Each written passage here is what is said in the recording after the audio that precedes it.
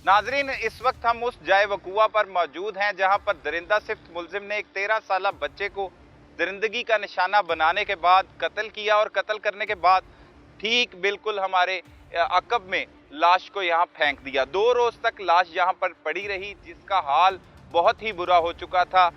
थाना सदर फूलनगर की टीम ने किस तरह से काम किया और चंद ही रोज में उस दरिंदा सिफ्त मुलजिम को गिरफ्तार कर लिया। हमारे साथ इस वक्त SHO थाना सदर फूलनगर डॉक्टर जुल्फकार अली और उनके साथ तफ्तीशी ऑफिसर मोहम्मद इंतखाब मौजूद हैं। इन्हीं की जुबानी सुनाते हैं ये दर्द भरी कहानी असल में है क्या। डॉक्टर साहब, बहुत शुक्रिया, आपने वक्त दिया।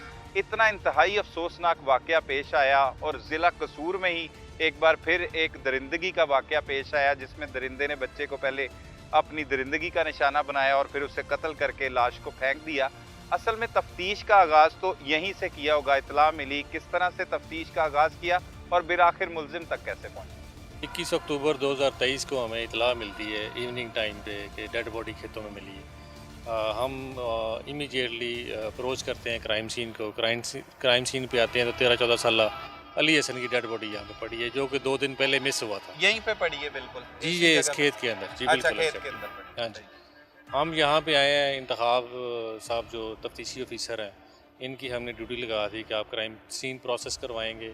PFSA की टीम को बुलवाया, क्राइम सीन यूनिट को बुलवाया और हमने जितनी भी एविडेंस थी क्राइम सीन से वो कलेक्ट करना शुरू कर दी और बाद में पोस्टमार्टम और इस तरह के प्रोसीजर पे इसको लगा दिया। मैं एक टीम को थाने की पूरे थाने को हमने यहाँ पे मीटिंग की और पूरे थाने की हमने टीम में डिवाइड करके इस दर्दनाक और दिलखराश वाक़े की तलाश में, मुलज़म की तलाश में हम लग पड़े।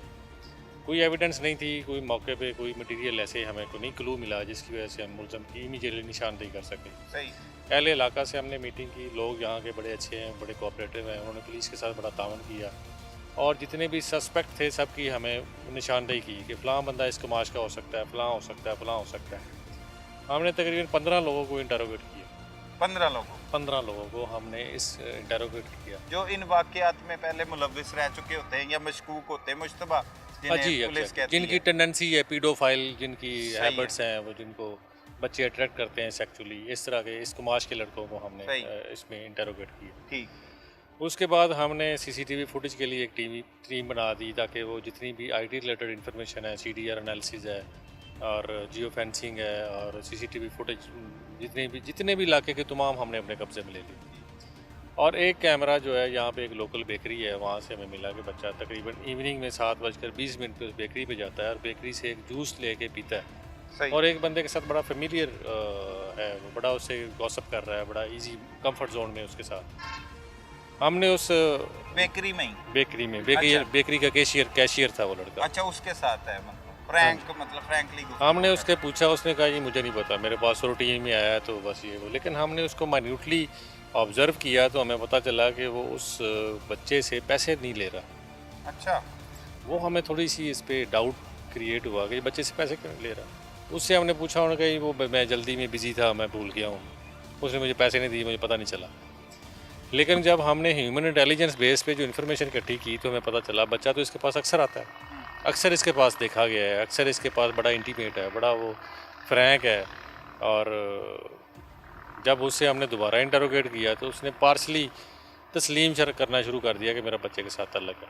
हम इसी बेस पे मज़ीद उससे उसका मोबाइल मांगा तो मोबाइल उसका तमाम डाटा उसने डिलीट किया हुआ था। अच्छा। हमने उसका डाटा को सीक्रेटली लाहौर से रिट्रीव करवाया, उससे मोबाइल वैसे ले लिया तो उसको नहीं पता, तो उससे बच्चे के साथ बड़ी नाजेबा और फोश किस्म की तस्वीर और वीडियो उसके मोबाइल से हमें मिली। वो टर्निंग पॉइंट था जिसकी बेस पे हम हमारा जो शक था वो यकीन की तरफ जाने में बदल गया। हाँ जी। सही। मुलज़म से हम पूछ रहे थे, मुलज़म बिल्कुल तस्लीम नहीं कर रहा था, बच्चे के साथ ताल्लुक़ को भी तस्लीम नहीं कर रहा था। लेकिन हमने ये एविडेंस और बाकी जो एविडेंस अहले इलाका की तरफ से हमें मिली, जो ह्यूमन इंटेलिजेंस बेस इंफॉर्मेशन थी, वो तमाम जब उसके सामने ये क्रेडिट हमारे इंतखाब तफ्तीशी ऑफिसर जो हैं, सब इंस्पेक्टर साहब, इनको बड़ा जाता है। इन्होंने बड़ा टैक्टफुली और बड़ा जल्दी उसके सामने जब सब एविडेंस रखी तो फिर उसने अपना कन्फेशन कर लिया। अच्छा। मतलब इतराफ़े जुर्म कर ली। जी बिल्कुल। फिर ये कोई मोहल्लेदार था बच्चे का, कोई रिश्तेदार था, क्या ताल्लुक था इसका? बच्चा का वालिद एक गरीब आदमी था, वो बच्चे की सारी ख्वाहिशात पूरी नहीं कर सकता था। बच्चा एक दर्जी की दुकान जो उसका रिश्तेदार था वहाँ पे काम करता था, वहाँ से उसको रोज़ाना 30 से 40 रुपए मिलते थे। लेकिन बच्चा ग्रोइंग एज में था, बच्चे का उठना बैठना अपने से बड़ी उम्र के लोगों के साथ था और थोड़ा सा सोशल था बच्चा, लेकिन वो खर्चे उसके ज़्यादा थे। तो वालिद को चाहिए था थोड़ी सी नज़र रखता, वालिद को थोड़े बहुत डाउट्स पे थे मुलज़म पे इससे कबल भी, लेकिन वो उसको एक्सप्रेस नहीं करता था, लेकिन वो अपनी मेहनत मजदूरी में मसरूफ़ था तो वो तवज्जो नहीं दे सका, जिसकी वजह से बच्चा जो है वो उसकी कबूतरबाजी का भी उसको शौक़ था, तो इसलिए उसकी कंपनी थोड़ी सी गैर मुनासिब लोगों के साथ होगी, जिसकी वजह से ये दर्दनाक वाक़या पेश आया। नाज़रीन, इस केस के तफ्तीशी ऑफिसर मोहम्मद इंतखाब साहब मौजूद हैं, उनकी ज़ुबानी भी जानते हैं कि अफसोसनाक वाक़े की तफ्तीश का आगाज़ इन्होंने किस तरह से किया। इंतखाब साहब शुक्रिया, बड़ा ही अफसोसनाक वाक़या जो यहाँ पर पेश आया, एक बच्चे को बेदर्दी के साथ पहले दरिंदगी का निशाना बनाया और फिर कत्ल कर दिया, उसकी लाश यहाँ पर फेंकी गई थी, तफ्तीश का आगाज़ किस तरह से किया? बिस्मिल्लाहिर्रहमानिर्रहीम। इत्तला पा के मौके पे मैं सब पे पहुंचा हूँ। इधर डेड बॉडी जो थी वो फसल चरी हमारे अकब में इधर पड़ी हुई थी। ऐसे जो सब मौके पे मौजूद थे, पीएफएस टीम को मौके पे बुलवाया गया। मौके पे जितनी अपना शवाहद हमने इकट्ठे किए, डेड बॉडी उठाई, उसके बाद वो डेड बॉडी का पोस्टमार्टम करवाया। जो मौके पे मवाद मिला पीएफएस टीम ने हमें दिया, वो पीएफएस से लेबॉर्ट्री जमा करवाया जी। उसके बाद मुलज़म की गिरफ्तारी के बाद उसकी बाकायदा उसकी निशानदेही करवाई गई। मौके पे आया, वो आके उसने जिधर से वो डेड बॉडी को लेके आया, उसने उसकी दुरुस्त निशानदेही की। डेड बॉडी जिस तरह फेंकी थी उसी सिमत उसने बताई, इस सिमत हमने फेंकी थी। हर किस्म की निशानदेही के ऊपर उसको गिरफ्तारी के बाद रिमांड पे मुलज़म अभी हमारे पास। सही है इंतखाब साहब, डेड बॉडी जो यहाँ से मिली उसका धड़ सर दोनों तन जुदा थे और बहुत बुरी हालत थी उस जो लाश की। क्या मुलजिम ने इसी तरह से कत्ल करके फेंका था या कत्ल करने के बाद फेंकने के बाद लाश का ये हाल हुआ? जब उसने लाश को इधर फेंका ना जी, जानवर कुत्ते इधर बहुत ज़्यादा हैं जी, कुत्तों ने उसकी लाश का ये हशर किया, क्योंकि 2 दिन 19 को ये 19/10 का ये हुआ है जो घर उधर से गायब हुआ दुकान अपनी से। 21/10 को वो डेड बॉडी इधर से मिली है, इसी टाइम पे मिली है। तो ये जो 2 दिन का ड्यूरिंग है, इसमें कुत्तों जानवरों ने उसका ये हाल किया था। सही। वो उसने कत्ल करने की वजूहात क्या थी? ज्यादती कर ली, ज्यादती करने के बाद कत्ल क्यों किया गया? दौरान तफ्तीश वो क्या कहता है, किस वजह से कत्ल किया? पकड़े जाने के खौफ से या बच्चा बता देगा घर वालों को? क्या वजह थी इसके पीछे? कत्ल उसने दौरान ज़्यादती, उसे ये मामला जो है ना, दौरान ज़्यादती उसके मुंह को उसे दबाए रखा, दबाने की वजह से सांस रुक जाने की वजह से उसकी मौत जो ये बता रहे, उसी वजह से ये वाक़या हुआ है। सही है। वैसे वो उसका मकसद नहीं था उससे कत्ल करना? इसमें सब कुछ शामिल हो जाता है। जब वो मर गया जी, उसको दबाए रखा, हालांकि उसको चाहिए था सांस जो था वो उसका बंद होने की वजह से मौत वाक़या हुई। सही सही।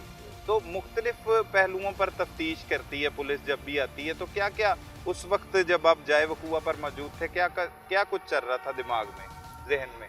मौके पे जी डेड बॉडी, क्योंकि अननोन ब्लाइंड मर्डर था, ये ब्लाइंड मर्डर। इसमें हमारे एसएचओ साहब ने, हमारी दूसरी टीम ने जी जो कुछ कलेक्ट किया, जियो फेंसिंग इधर से करवाई, कैमरे जो सिक्योरिटी कैमरे वो चेक किए गए, जो कुछ भी हम कर सकते थे उसके लिए टेक्निकल वो हमने सब कुछ किया। सही है।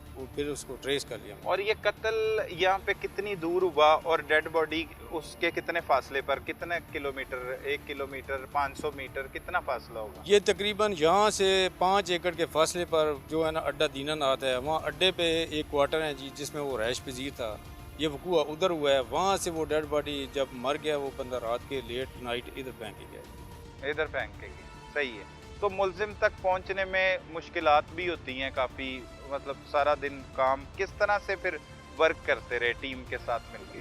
इसके लिए हमने पहले जियो फेंसिंग करवाई, उनकी CDRs हासिल की, सिक्योरिटी कैमरे हैं जितने वो सब चेक किए अड्डे पे। उसके बाद वो बेकरी है जिधर पे हमें उसके क्लू मिले, उसका जाना तकरीबन 7:20 वो बेकरी पे जाता है, उस बंदे से वो चीज़ लेता है, वो सिक्योरिटी वो जो सेलमैन है, मुलज़म है जो, उससे वो चीज़ ली, उसने पैसे अदा नहीं किए। बस ऐसे ही क्लू इकट्ठे करने के बाद इंटरोगेशन की, तो उसके बाद वो क्लियर हो गया जी। नामालूम लाश थी ना पहले ये। मालूम आज लेकिन नहीं, sorry। उसकी शनाख्त मौके पर ही हुई, मौके यहाँ पर ही, पे जो मदइयों ने शनाख्त कर लिया था उसको। यहाँ पर मौके पर जी, जी। पहुंच गए थे। उन्होंने दरखास्त क्यों नहीं दी पुलिस को? 2 रोज हो गए थे बच्चे को लापता हुए।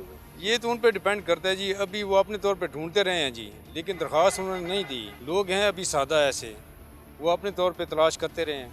जब डेड बॉडी मिली फिर हमें इतला दी हम मौके बच्चे पर। का घर भी इधर इर्द गिर्द ही है, जी दीनानाथ आबादी है, पास ही है जी। पास ही हाँ है। जी। वहां से इसने, और ये कत्ल का वक्त क्या होगा तकरीबन जब उसने कत्ल किया और लाश को यहाँ पे फेंका? ये तकरीबन 19/10/2023 रात को तकरीबन 11-12 बजे के बाद का वक्त हुआ है जी। 12 का शब बजे। दरमियानी है जो है 19 और 20 की शब दरमियानी जी। और जो रिकवर हुई जब यहाँ से लाश 21/10/23 को जी, इसी टाइम इसी टाइम इसी इतला टाइम मिली, जी इतला मिली इसी और टाइम यहाँ मौका पर मिला। आके आपने जी। फिर हमारे अकब फसल के अंदर से डेड बॉडी जो ठीक है। और ये दरिंदा सिफ्त मुलजिम को अब इबरत का निशान बनाने के लिए आपके इंतजामात मुकम्मल हैं, तैयारी पूरी है? हमने जो कुछ इसके खिलाफ शवाहद वो सारे इकट्ठे किए, एविडेंस इकट्ठे करके उसके बाद जुडिशल करवा के जो इसके खिलाफ एविडेंस इकट्ठी करके हम इंशाल्लाह कोर्ट में पहुंचाएंगे जी। समाअत में ये इंशाल्लाह अपनी सज़ा से बचेगा नहीं जी। डॉक्टर साहब, ऐसे जो वाक़यात होते हैं ख़ास तौर पर बच्चों के हवाले से जिनकी, तो शुरू में आपको क्या लगा कि जिस बेदर्दी के साथ देखते ही डेड बॉडी की हालत, क्योंकि सर और धड़ जो है वो जुदा थे, तो कोई दुश्मनी के शाखसाना भी लग रहा था? मुख्तलिफ पहलुओं पर ही तफ्तीश का आगाज़ किया गया होगा? नहीं, एक्चुअली पहला जो ख्याल यही आया, बल्कि ज़बान ज़द-ए-आम थी कि क्राइम सीन ऐसा है कि बच्चे के साथ कोई सॉडमी ज़रूर की होगी, चाहे उसने कम अज़ कम एटलीस्ट अटैम्प्ट की होगी, कुछ किया होगा।